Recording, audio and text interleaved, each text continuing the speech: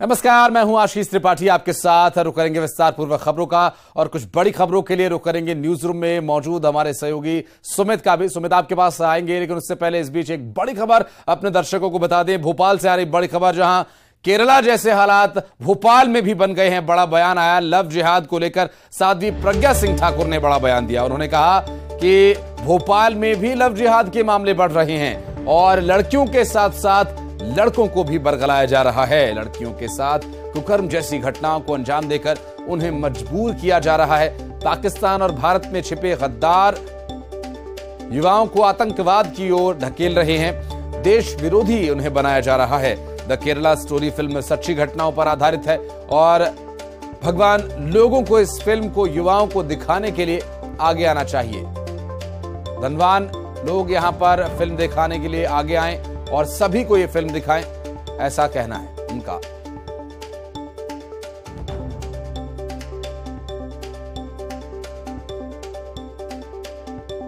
एक सत्य कहानी है, उस घटना पर ही सत्य कहानी के आधार पर पिक्चर बनी है और ये तो अभी उन्होंने पिक्चर बनाने की हिम्मत की है।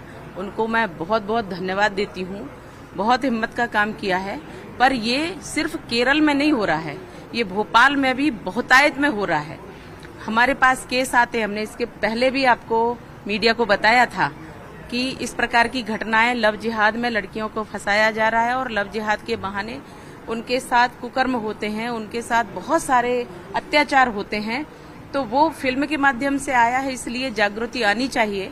और मैं कहती हूँ कि प्रत्येक हिंदू लड़की को, प्रत्येक महिला को ये पिक्चर देखनी चाहिए, जिससे वो अपने परिवारों में खुद के सुरक्षा के साथ साथ अपने बच्चों की सुरक्षा भी कर सकें।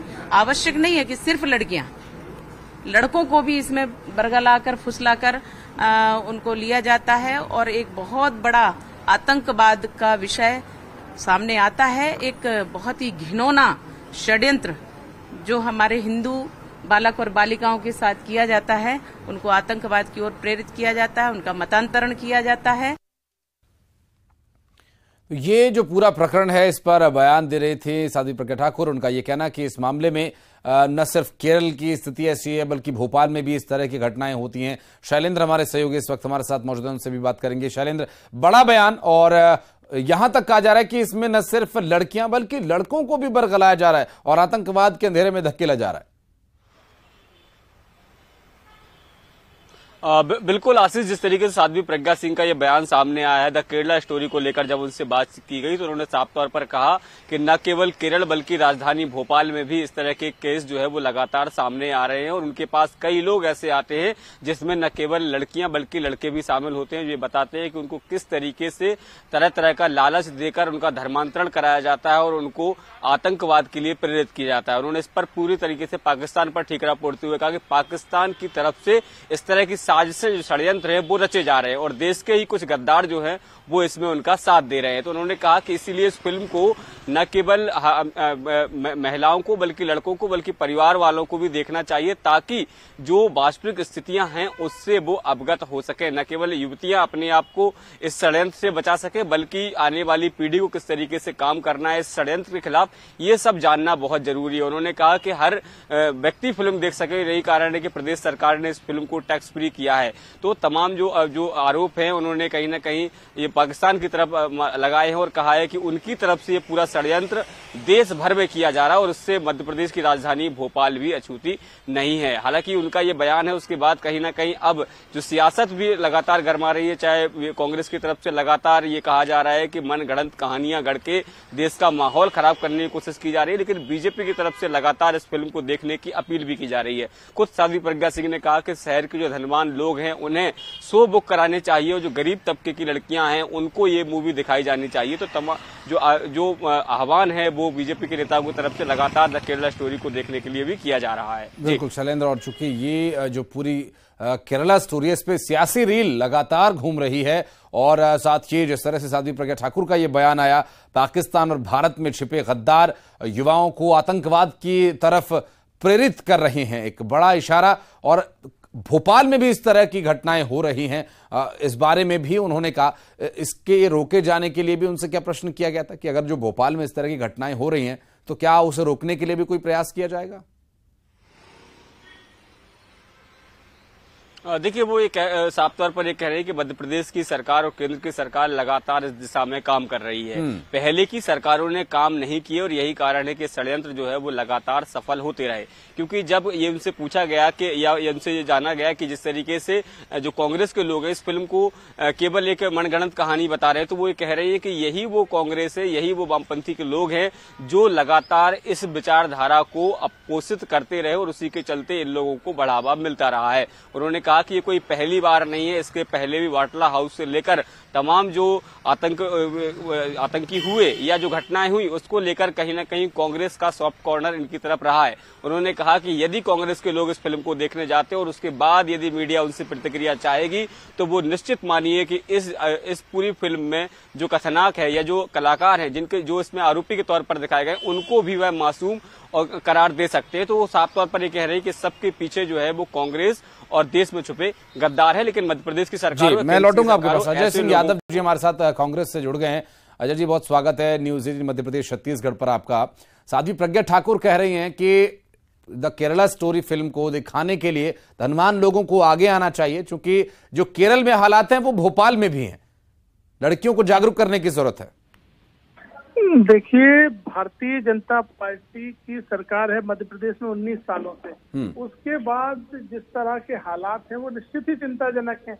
मध्य प्रदेश में 3 सालों में लगभग 30,000 से ज्यादा छोटी बच्चियां हैं जो लापता हुई हैं। ह्यूमन ट्रैफिकिंग का बड़ा अड्डा मध्य प्रदेश बन गया है। देश में सबसे ज्यादा ह्यूमन ट्रैफिकिंग मध्य प्रदेश में हो रही है। उसके अलावा एनसीआरबी के आंकड़े में अकेले वर्ष 2021 में 8,900 से ज्यादा बच्चियां लापता हैं। तो सरकार इसके लिए कदम नहीं उठाना चाहती है, लेकिन भाजपा के नेता इन मुद्दों पर राजनीति करना चाहते हैं। अगर साध्वी प्रज्ञा कहती हैं कि भोपाल में बच्चियों के साथ किसी भी तरह की घटनाएं हो रही हैं, तो कानून क्या कर रहा है? ये तो भारतीय जनता पार्टी सरकार की असफलता है। आप अपनी सरकार को जिम्मेदार ठहरा रहे हैं, लेकिन इन मुद्दों का राजनीतिक लाभ लेना चाहते हैं। इसलिए आपकी सरकार में अनैतिक कामों को भी। अजय जी, वो एक बात और कह रही हैं, वो कह रही हैं कि पाकिस्तान और भारत में छिपे गद्दार लड़कियां नहीं, लड़कों को भी बरगला रहे हैं और आतंकवाद की तरफ प्रेरित कर रहे हैं। इसे रोकना होगा। देखिए, हम लोगों को तो जानकारी नहीं है। भाजपा के नेता नरेंद्र मोदी गए थे पाकिस्तान बिरयानी खाने। कांग्रेस का तो कोई प्रधानमंत्री पिछले 30 सालों में गया नहीं पाकिस्तान।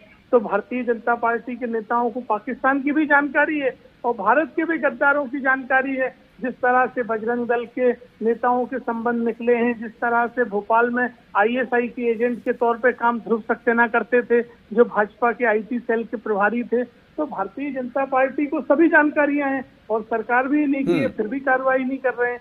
ये तो पूरी तरह भाजपा की सरकार की कलई खुल रही है और ये केवल संवेदनशील मुद्दों पर राजनीति कर रहे हैं। अजय जी, जवाब ले लेते हैं। नेहा बग्गा जी हमारे साथ बीजेपी से जुड़ गए। नेहा जी, भारतीय जनता पार्टी के नेताओं को सारी जानकारी है कि पाकिस्तान में कौन गद्दार है, भारत में कौन गद्दार है, उसके बाद भी भारतीय जनता पार्टी के लोग इस पर कार्रवाई नहीं करे, भारतीय जनता पार्टी की सरकार कार्रवाई नहीं करी। अजय जी का ये कहना है। इस पर सवाल ये था कि केरला स्टोरी फिल्म को लेकर जो साध्वी प्रज्ञा ठाकुर का बयान, उन्होंने कहा कि ये ऐसी फिल्म है कि सभी को इसे दिखाया जाना चाहिए, लड़कियां ही नहीं लड़के भी इसका शिकार हो रहे हैं और जो गद्दार हैं वो आतंकवाद की तरफ इन्हें ढकेल रहे हैं।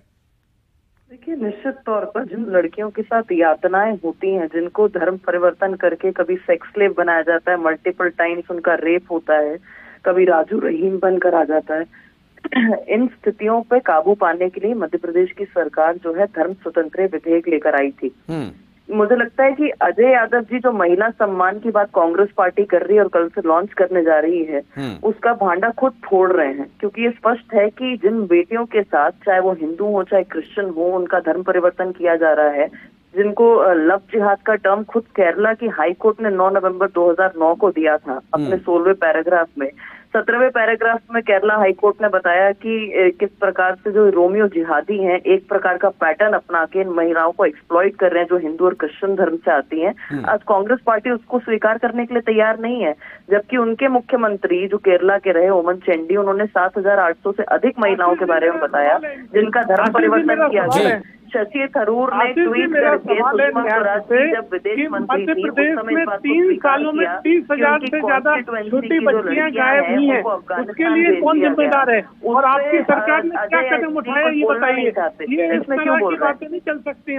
सवाल पूछ रहे हैं नेहा जी, सवाल पूछ रहे हैं कि क्यों बोल रहे हैं 30,000 से ज्यादा छोटी बच्चियां गायब हैं, उनका क्यों नहीं पता चल पा रहा है? ये बोल रहे थे तो मैं सवाल ले लिया अजय जी, अब सुनिए, सवाल ले लिया, सवाल सुन लिया उन्होंने, वो जवाब दे रही है। जवाब ही नहीं दे सकते हैं, बीच में क्यों बोल रहे हैं? बातचीत कर सकते अजय जी सुनिए ना, ये ओमन चांडी कांग्रेस के मुख्यमंत्री अजय जी आपका सवाल पूछ लिया मैंने, सुनिए जवाब सुनिए। जवाब दे ही नहीं सकते। केवल हिंदू लड़कियां क्योंकि एक्सप्लॉइट हो रही हैं, उन्हें सेक्स स्लेव बनाया बोल रहे हैं, आप सुनिए तो सही। परिवर्तन किया जा रहा है, तो उस पर कुछ नहीं बोलेंगे क्योंकि इनकी पॉलिटिकल। चलिए माफी चाहूंगा मैं, समय की बाध्यता है। अजय जी बहुत बहुत शुक्रिया आपका, नेहा जी बहुत बहुत धन्यवाद आपका जुड़ने के लिए हमारे साथ, बहुत बहुत शुक्रिया। शैलेंद्र आप इस पूरे मामले पर जानकारी दे रहे थे, बहुत बहुत धन्यवाद आपका।